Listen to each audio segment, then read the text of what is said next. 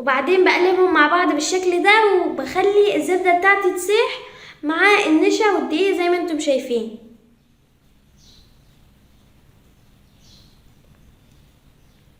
وبعدين بنزل كده بالنشا بتاعي على البسكوت بالشكل ده،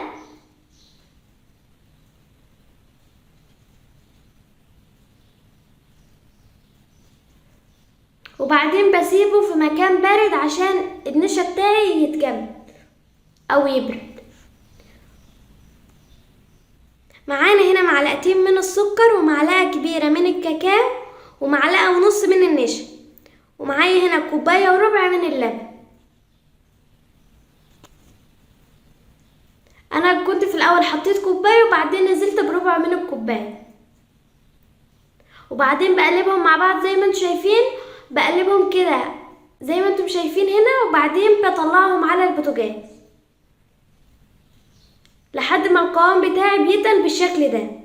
ومعايا هنا 4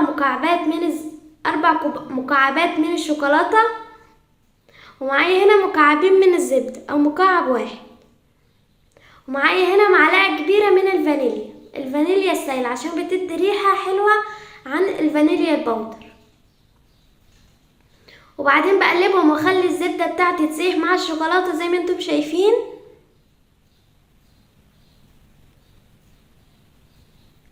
وتقلبيهم معاهم وهما سخن عشان الزبدة بتاعتك تسيح.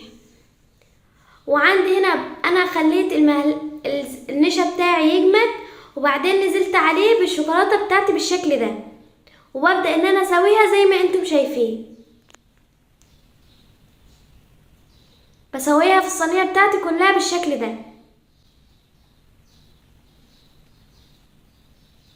عندك هنا اي حاجة انت ممكن تسويها، انا ببدأ ان انا اسويها كده عشان ما تبقاش في حتة ما فيهاش شوكولاتة وفي حتة لا.